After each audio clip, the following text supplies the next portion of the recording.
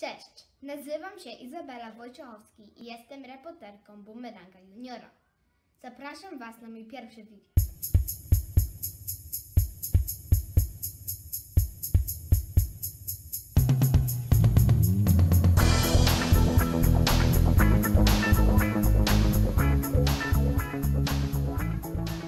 Today we had a pleasure to host a special guest of honor, Minister Johnem Sidoti, New South Wales for Multiculturalism, Sport, Seniors and Veterans.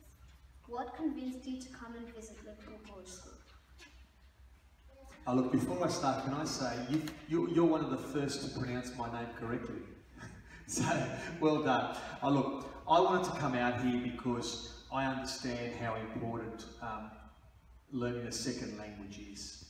And particularly when you've got a close family unit, and you've got grandparents and parents, that it's their first language. So it's important that you encourage language and give it the importance and the value it deserves. So that's why I came out here today. Do you see a growth in the interest and participation in the community language schools? Good question. Most definitely. When you think that New South Wales is made up of people that come from some 300 different ancestries, indeed, it's very, very important.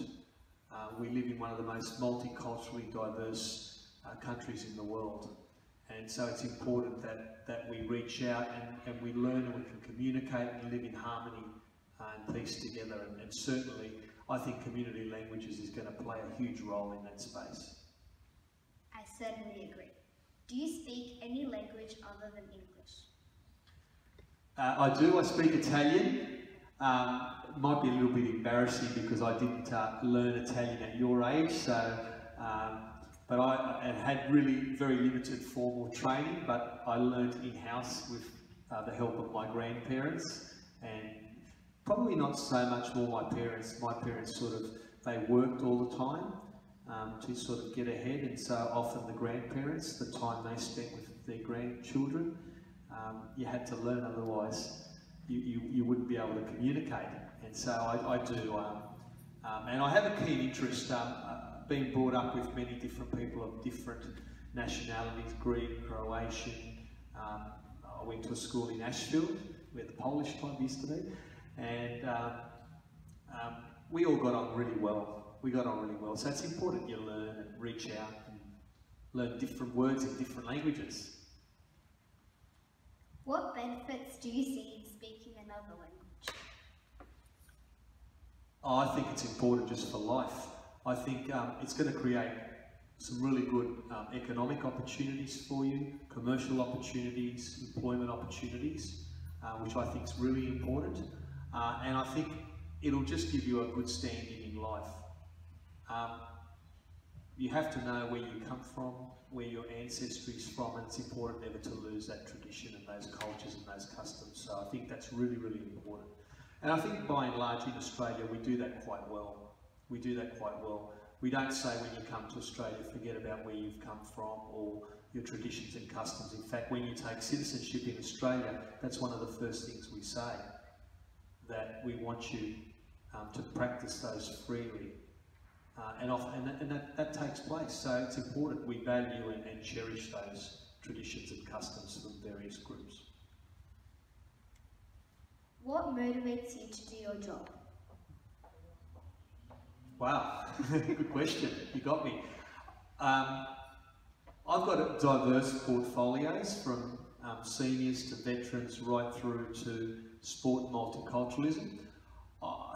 I guess what keeps me going is when you see the value that people place in you and you can actually help them.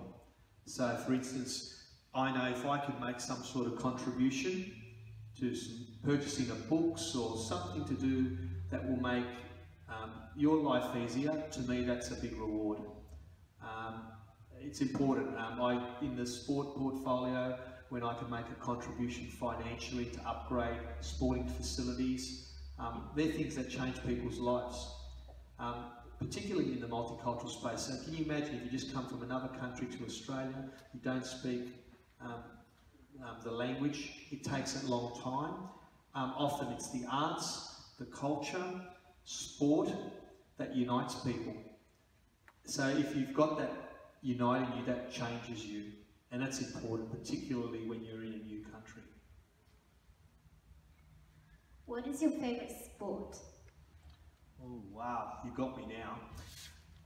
We're lucky in Australia. We're blessed having so many different sports, and I've played so many. Growing up, I played tennis. That was probably my #1 sport I played the most of.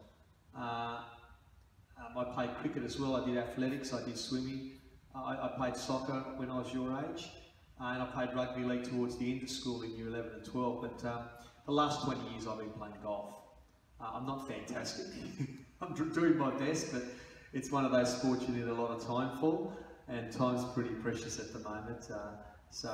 But I think I encourage everyone to get out there and play sport, and that's why our government has had a particular focus on participation, and we've got what's called, Mum and Dad might know this, the Active Kids Rebate it's called, and what that does is to help Mum and Dad financially, is for when you play sport from kindergarten to year 12, we basically give you a $100 voucher that goes towards your registration or your shoes or your equipment, just to make it a little bit easier. And we've now extended that to two $100 vouchers, because a lot of children play sport winter and summer.